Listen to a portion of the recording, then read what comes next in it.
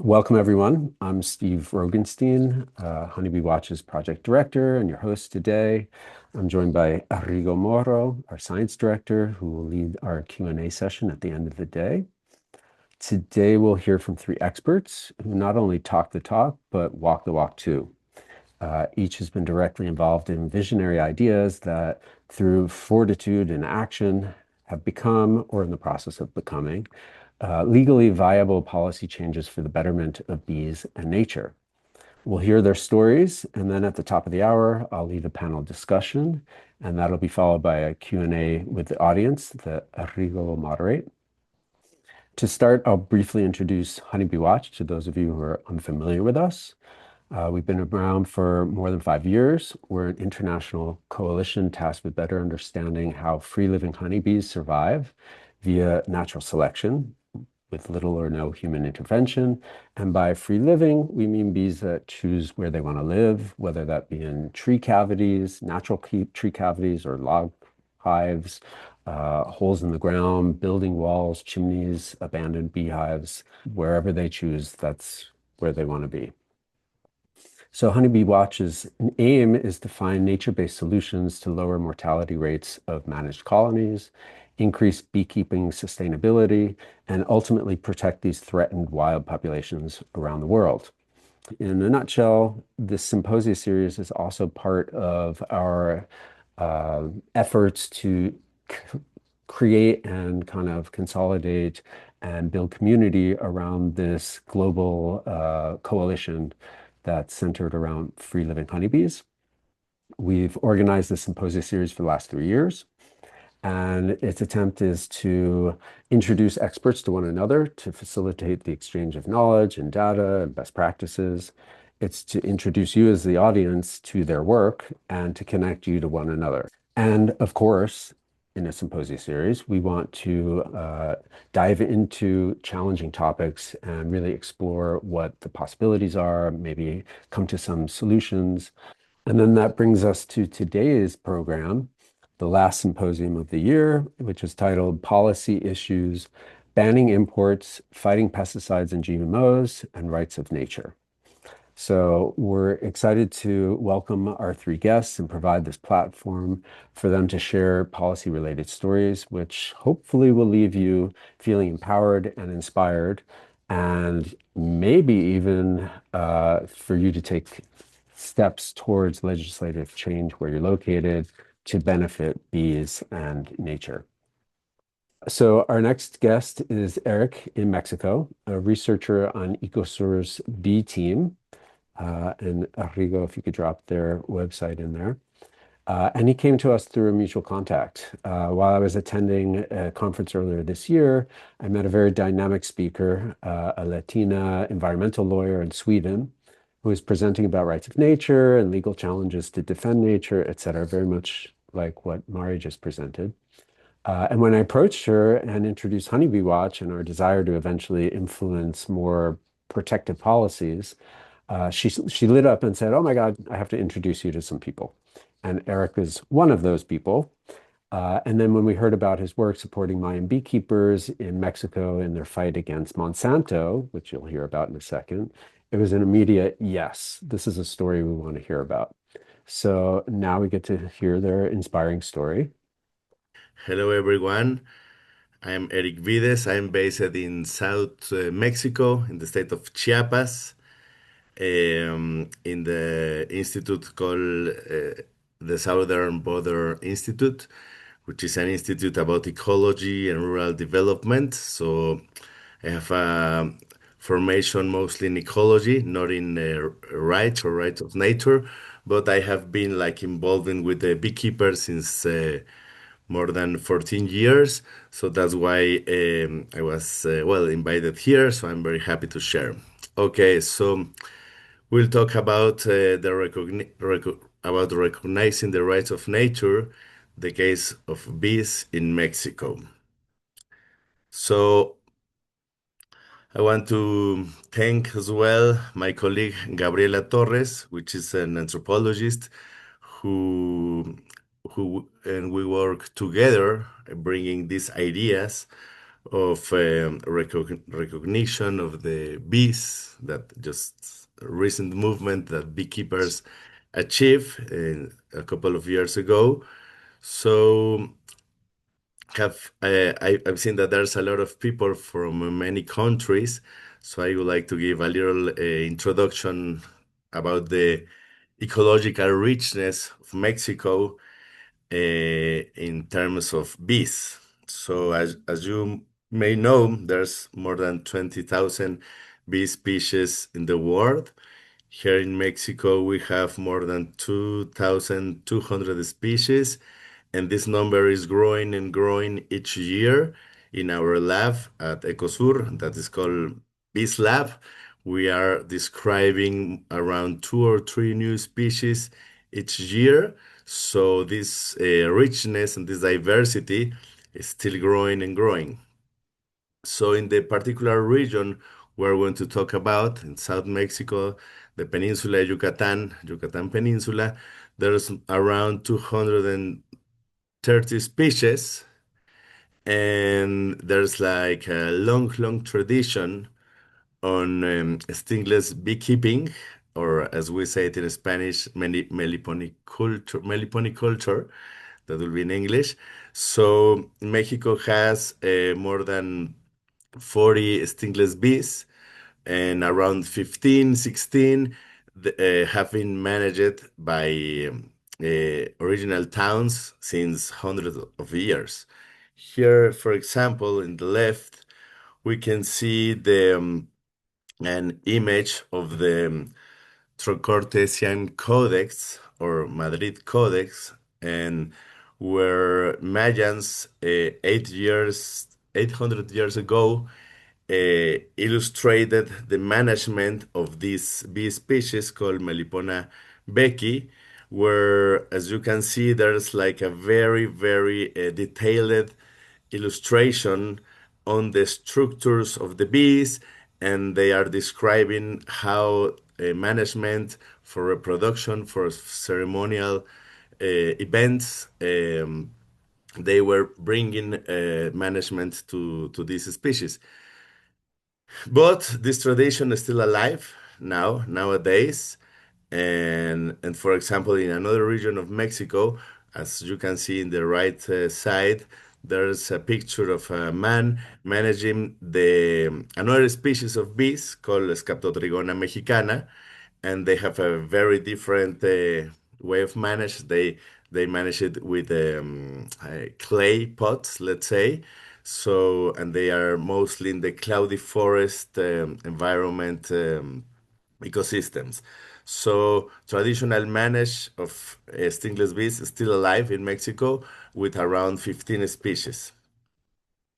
Well, going back to Peninsula Yucatan, this is the very interesting region in Mexico because of the biocultural richness and diversity. Here we can see how the main activities from centuries were based on milpa system, which is an agroforestry system that combines corn, bean, and squash with some forest elements. In this case, you can see the trees there.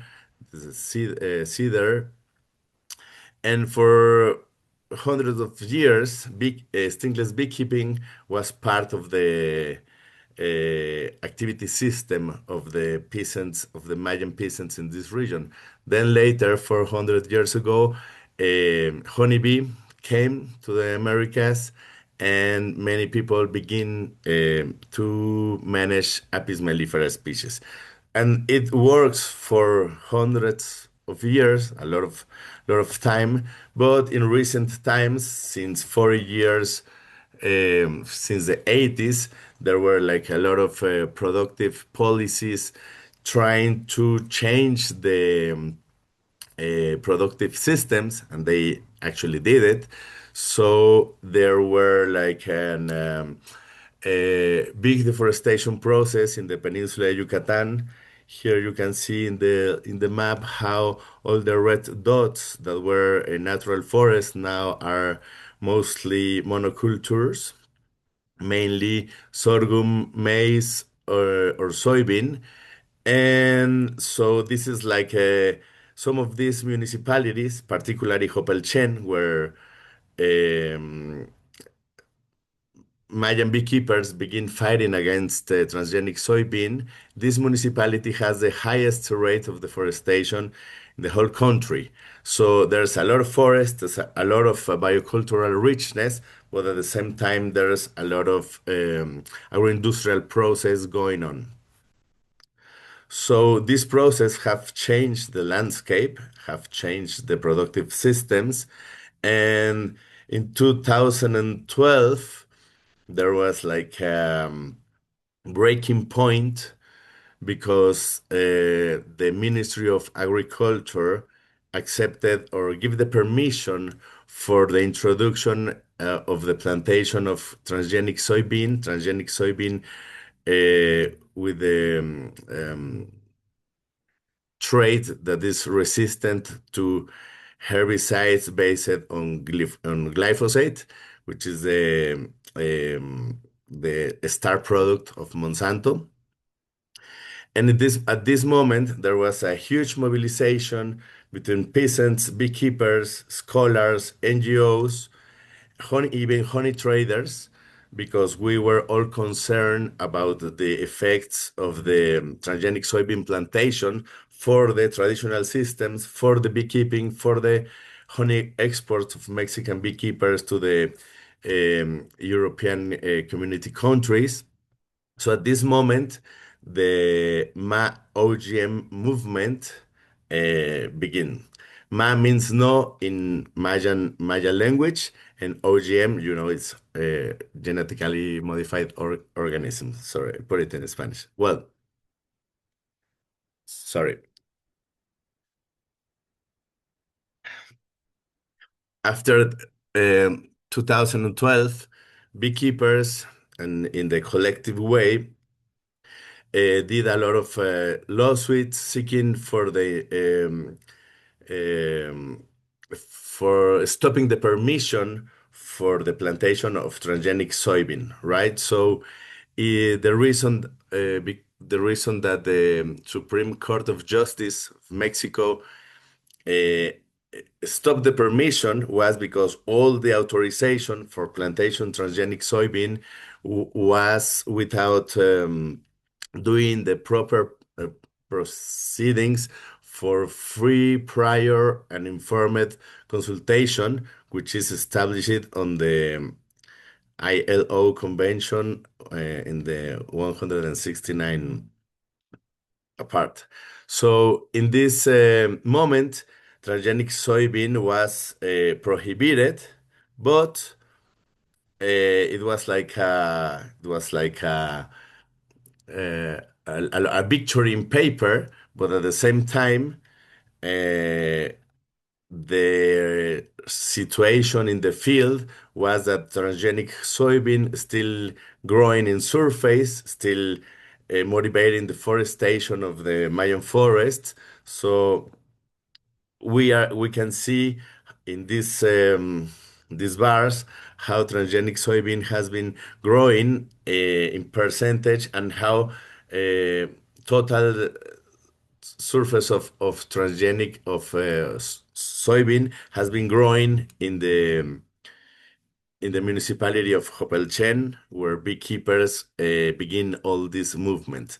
So we have been like monitoring with the beekeepers how this process has been going, and even that there's a prohibition, the plantation of transgenic soybean is still going and going more and more in the recent times. Well, that was like a victory, but at the same time, it was there was not the institutional mechanisms or the political will to stop the flow of these seeds, and then we were quite of inspired by the decisions of the court, but at the same time desperate because we were seeing what was going on the fields. Then later, in 2023,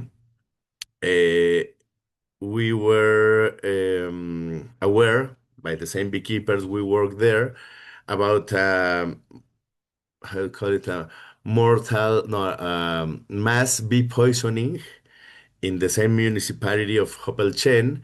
In this case, there were more than 3,300 beehives that were experienced lethal poisoning.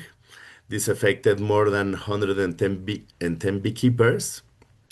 40 of them now have stopped being beekeepers because they lost everything uh, with this poisoning. And this was a very shocking moment that bring us and bring the organized beekeepers to move again now not against transgenic soybean but pesticides. So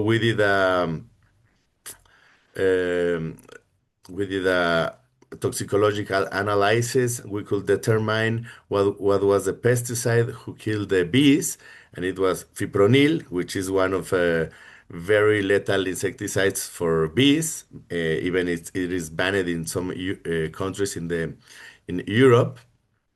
And at this moment, it was very interesting that the authorities were receiving like the legal demands from the beekeepers. And at this moment, the answer of the institutions was very new for us. We didn't knew that not the Ministry of Agriculture is not taking care of the case of poisoning of bees or that by caused by pesticides, and the environmental institutions, they are not concerning, and they are doing mostly they don't have the legal faculties to protect the bees because Apis mellifera is an exotic bee and is considered as a livestock. So that was the argument for the environmental ministry, and the argument for the from the agriculture ministry was that they can do nothing because all these pesticides that are used and that were killing the bees are legal pesticides for the agriculture. Then the question is, then who should be responsible for protecting the bees, right? So not environmental ministry, not livestock and agriculture ministry.